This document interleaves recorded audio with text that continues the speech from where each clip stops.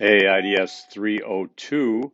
Welcome to Module 2, Video 1. This is a unique experience for me. Yes, that's green.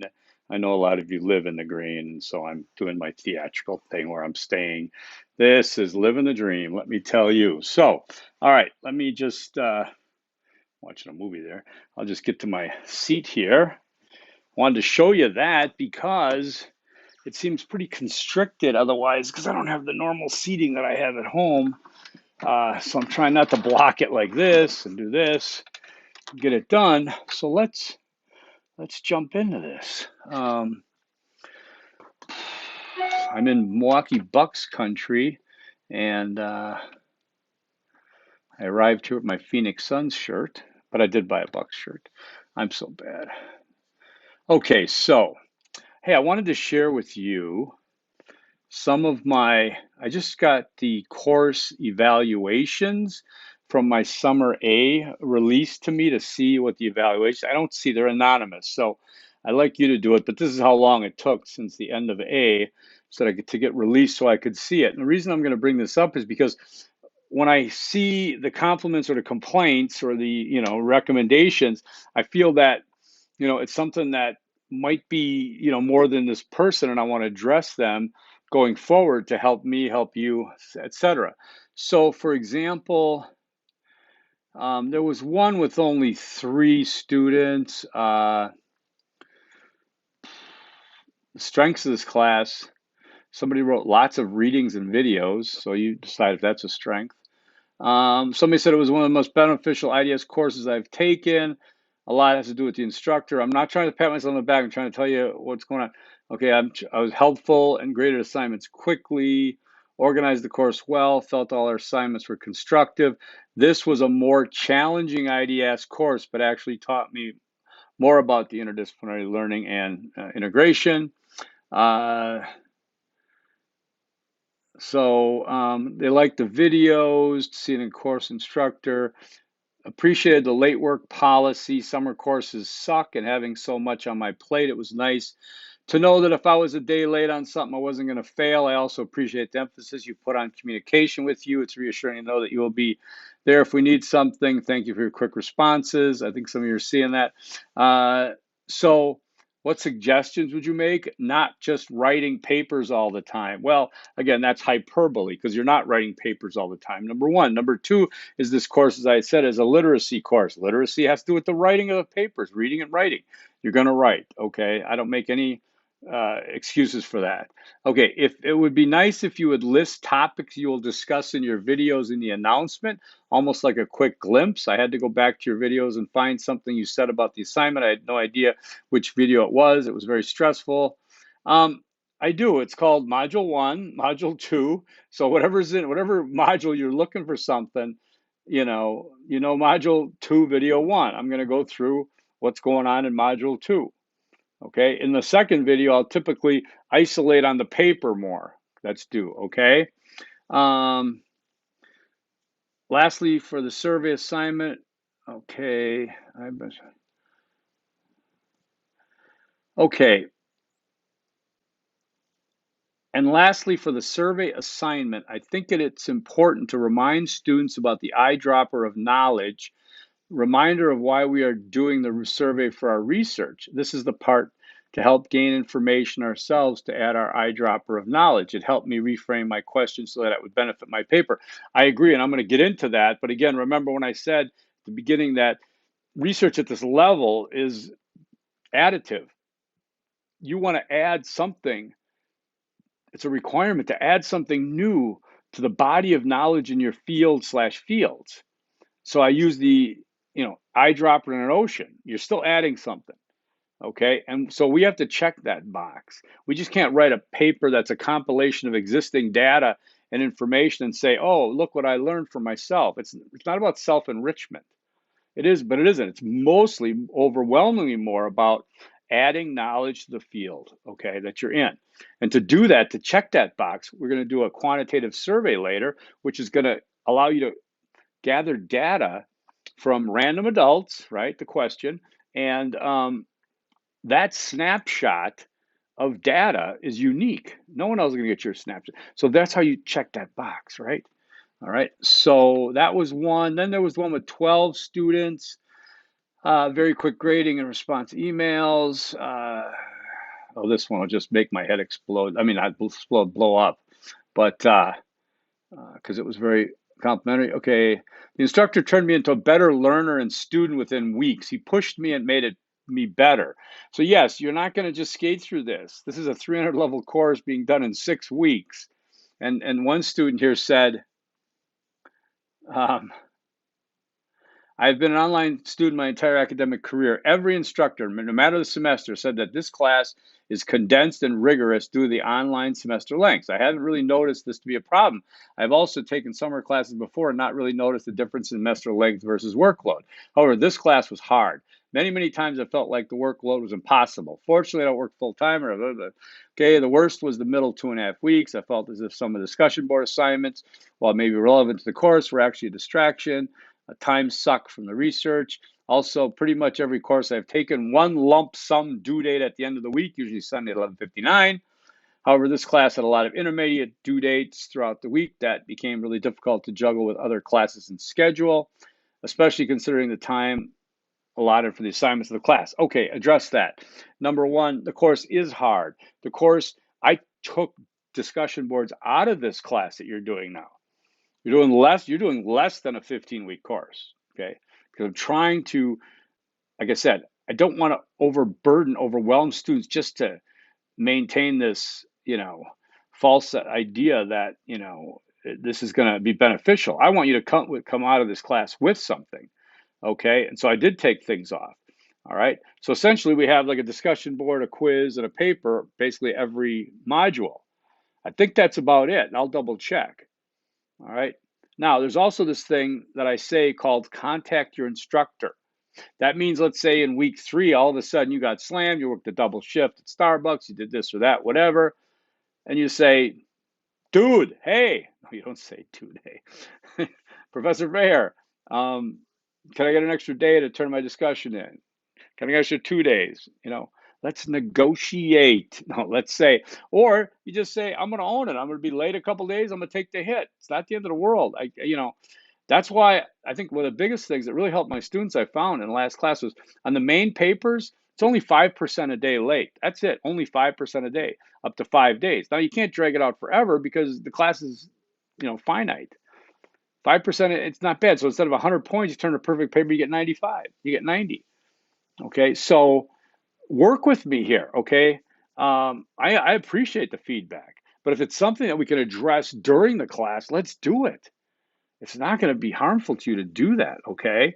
Because again, it's real life. Now, another one here is about, I recognize that the instructor does not like rubrics, but the lack of rubrics or an equivalent method of communicating clear expectations forces students to reverse engineer the sample papers the instructor provides to understand his expectations. In addition, some of the communicated requirements that would be provided in a rubric system of providing assignment instructions are only mentioned within the instructors twice weekly videos, leaving them somewhat inaccessible for review. However, the instructor's systems around the videos encourage the focus of prioritizing the Easter eggs that get points over any other knowledge within the video. So more clearly communicate. No, the Easter eggs are only to show me that you viewed the video, okay? Easter eggs aren't some magical meme words, all right? Sometimes I try to use things that are appropriate, and I always do that. But that's not, Easter eggs are just there to, so I had people say, oh, I watched your video. Really? What was it about? I have no idea. I didn't watch your video. I'm just saying I'm rewarding you for taking the time to view this, okay? Again, I've had students say, I can't figure this out. I can't memorize these entire videos. I mean, what do you want? And I reminded them there is this really kind of interesting thing called taking notes, okay? That helps you to get through taking notes on the main points. I'm going to try to talk slower, by the way, I said that, and clearer. But taking notes is good, okay? Contact your instructor with questions is good, okay? Letting me know if you do have temporary issues, setbacks. Let me know if you're unclear on something. I love clearing things up so that we can get you into an aha moment. Oh, wow, aha, that's what this is, okay? As far as rubrics, If I give you a rubric and just give you a checklist of what to give me, you'll give me that checklist. You might give it to me all in a 3-page single paragraph. Okay. You may give it to me unorganized with lack of, but you'll say, oh, I checked everything off the box. Why didn't I get 100? Because that's rubrics are minimal. Rubrics are things you meet. Okay. To have a superior score, superior writing, dig deeper and do the best you can. I explain what's here. I use the samples to give you an idea what it looks like. You don't have to reverse engineer them. You can look at the main points in the subsections and you can do the things that you do. You can watch the videos and we'll discuss about it, and you can send me specific questions, which I will turn around as quick as I can. The weather is supposed to turn sour here this week, so I don't know if I'm going to get to the golf course, but I'll always try to answer you almost immediately. Okay. So these are some of the survey results. Overall, again, I like them because they help me to understand what students might be thinking, helps me to be better, and it helps me to know that I can defend the way I teach something, the way I push it. Again, it's not for, we're not going to find the perfect solution for everybody, right? But I take pride in giving you something to take pride in. That's this class and this paper. So it's good stuff. So let's take a look. This was, how long? 11 and a half minutes. Who's doing the yakking? Okay. I got a couple of tidbits off this. I looked up, because like say for Black Lives Matter, say for anything that you write when you're dealing with black, white, brown in terms of race, and such like that, there's standards to it, and I'm going to attach the link to the Atlantic that addresses do you capitalize black and white or one or the other. My rule of thumb is to capitalize black when you are describing a group of people and ethnicity, and such, and white you don't have to. You can, but you don't have to. And the reason being for that, I think in some reason the white is the overwhelming majority, and unfortunately, and I'm going to say unfortunately, it's considered the standard. Um, I've seen these things that disgusted me, like a shampoo. It says for normal hair. What the hell is that, right? So, but black and white. So let's put it this way: if you want to capitalize black and white and brown, those are the only ones you really should use when it comes to color, I guess. But look at the article. Yes, is it a sensitive subject? Yeah, but it's much more open, and I believe endeavoring to make it correct in terms of something we can accept as a society for everyone. Okay. As opposed to going back and reading some Hemingway or something out of the other times when it was pretty rough and brutal. But I think capitalizing black and white be the safe bet. Okay, only when you're using to describe people. Okay, and groups. Black Lives Matter. Okay. Remember Times New Roman 12-point font. Every Word doc submission needs to be Times New Roman 12-point font. If you don't do that, I'll give you 0 typically, and I'll let you know 0 is not the final grade. Just fix it and send it back to me, and I will score you. I won't mark it late. I won't do anything like that. But it's having a standard. What kind of standard is that? Academic rigor. Let's go back to the first quiz, which overwhelmingly so many of you got all the matching ones right. Slow down when I talk. Academic rigor. Okay. It's the quality of being extremely thorough, exhaustive, or accurate. In terms of academic rigor, academically, that's rigor. Academically, it means to be thoroughly um, deep in your consideration for your writing, for your research in your writing, for the studies to make sure they're accurate, to make sure you put in the time. Okay. Disciplines. A discipline is a branch of knowledge. It's a silo of learning. It's an individual type thing. It has its own concepts, nomenclature, theory, types of research. It has parameters. It's like in a box or a silo, whatever. You can get a degree in it. Okay. Some of you put sciences, humanities. Those aren't disciplines. I believe you probably can get a degree for that somewhere, but I know it's not what you're thinking about. Humanities and sciences are kind of two sides of the same coin, right? In terms of academics. Sciences, you get into biology, your climatology, sustainability, science-based disciplines. Humanities, you get your creative writing, literature, you get more conceptual things, liberal studies. Humanities and sciences are overarching like branches of academia. They're not disciplines per se. I think you can just get a degree in humanities, but no, it's not, doesn't count as a discipline here. Okay. To show you and emphasize that, the discussion board is going to be really good for that. But so when I ask you for the disciplines to give me, you shouldn't give me sciences and humanities. Those are big branches. Okay. Yes, business is a discipline. Okay. Yes, architecture. Yes, mathematics, music, blah, blah, blah. Okay. Now, here's a trick. I need you to capitalize the disciplines. Capitalize the disciplines. When you use a word in this class as a discipline, I want to capitalize. That way I know that you know that you're dealing with a discipline here. Okay, so if you're talking about the business down the street, you're not capitalizing that. That's the business down the street. If you're talking about business in terms of a discipline, concepts of business, discussion of business, that's capital B. Okay. Climate change is a natural concept. I'd rather have it lowercase, but it doesn't have to be. It's not a discipline. Climatology, discipline. If you're talking about a discipline, right? Remember that. Easter egg number 1, capitalize the disciplines. Okay. So module 2, the learning materials here are not on my screen where I thought I had them. I'm looking at the dog. Okay. Learning materials. You got chapter 4, 5, 6, and 7. It's only 31 pages. That's not a lot. So it's reading. Yes, it's not a lot. In terms of deadlines and things like that, do the reading during the reading soon, okay? Do those readings. That's all you got to read. But I have some links here.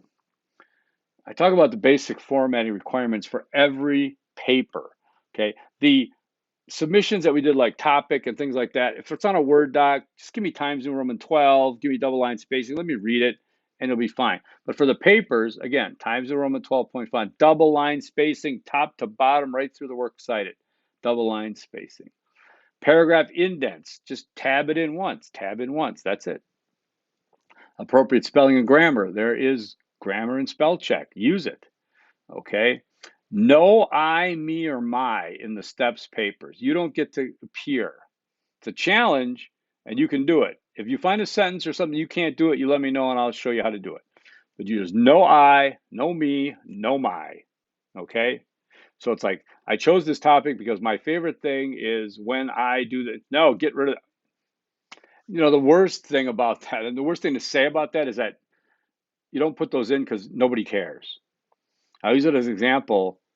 Go back to high school in your history textbook, and you read the Civil War in 1860, featured a lot of stuff like this. Okay, it did not say, I always wanted to write about the Civil War for a high school textbook because the Civil War interests me so much. You don't see your authors, do you, in your textbooks and things like that. They don't appear. They rarely appear. They hardly ever do. I don't say never, but you know what I'm talking about. When you read a textbook, you didn't hear from the author, right? Okay, so you get no I, me. Now I have a link here for Purdue OWL, basic in-text citations, Purdue OWL for authors, for reference list. Those are just generic things. Oh my God, I'm yawning. Go to Purdue OWL, APA, anything you could possibly cite is in there, to cite it in text and to cite it in the works cited. It is going to be important for you to, and I have it opened in a page here. If I were you, I'd take it to a new page altogether, all right? And then you've got a page about IDS 401 in case you're getting that set up. Then you've got a discussion board, thinking outside the box. The instructions look extensive, but I think what I want to emphasize here is there is a boatload of discussions. I mean, I got like a 78-page Word doc. It's just one big list, okay? But these are disciplines. And I want some of those to make you go, damn, look at those disciplines. This is a discipline? Wow. So what I'm saying is thinking outside the box. That's such a worn out cliche, but in terms of academics and interdisciplinary studies, I talked about the silo, the learning, the box of a discipline. We're thinking outside that box, literally. And so, well, it's actually figuratively. So, look at these and read the instructions clearly because you're not obligated to use these. Okay. I want you to push yourself. Think it. Don't just give me business communication and math. I mean, unless you really want to describe them as what that. I want you to get something that fascinates you. Okay. This is about discovery. Say, oh my God, I never know you could do, physical education, climatology. I mean, I don't know what it is, but there's some interesting ones here. So, for example, I don't know if I can preview this, but this is what I'm talking about. Okay, so behavioral geography. What? Behavioral geography? Does that make anybody else's synapses fire? Tourism geography, health geography, environmental history, comparative literature. I mean, you can keep going on these. The philosophy of economics. There's so many unusual ones. Skim this. Take a look. Animal law. Uh, there's social science group here of different. So there's some really exciting disciplines here that you could look up and see if you can get a degree in it. It's amazing. And I want you to open up your mind as interdisciplinarians. You're not studying architecture, that's it. No, you're studying how to integrate disciplinary insights. So, what do you need to know? That there's a million disciplines out there, okay? That can resonate with you depending on what you're going to do with it, whether it's entrepreneurship or in your current thing. Leisure studies, oh man, sit back and watch the Packers. No, I think it's different than that, but there's a lot of great things. Conflict theory, future studies. Wow, cool. So take a look at this list and really let it sink in a little bit here to what you got. And okay, so let me go to the next one here. Then we got video 2, and then we've got the quiz 2. Quiz 2 is 60 points for 60 minutes, 30 questions, 13 are multiple choice, and 17 are true false. I think that's very reasonable, and I think you should do well. It's timed. You should, do a good job with that one, right? Okay. So let me jump to Easter egg number 2. Research must have set parameters. And what I mean by that is, while your topic choices, I intentionally made them very general. So I know some of you are tempted to say, instead of, climate change, you'd say the impact of climate change on such and such and such. I don't want you to go there. I want you to keep it real basic for now. But research must have set parameters. So we're not going to, because you could say, oh, I'm going to research climate change in Phoenix. No, you're not, because you have no parameters. What are you going to research? Just think about the possibilities. You can't do it. So what I'm saying is, what are some of the opinions, perceptions, and experiences regarding climate change, revealed in a survey of random adults? Okay, so the revealed in a survey of random adults really kind of directs you then, because obviously you're not going to ask random adults, what they think about this Paris strategy and blah, blah, blah, because they may not know about it. Instead, you might ask them, how familiar are you with the Paris Accord or something from 1 to 5? So you're going to have to think about these ways, and this is what's going to give you the parameters, okay? So I'm kind of cheating on both sides here. I'm saying there needs to be parameters, but I'm giving you a wide topic choice. And I want you to ask me if you run into any conceptual confusion on that, because interdisciplinary studies can be overwhelming. Once you get into this, you're going to see, my God, what am I going to do? I got so many choices. That's true.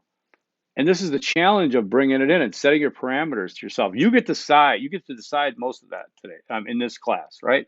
Okay, so let's talk about step 1.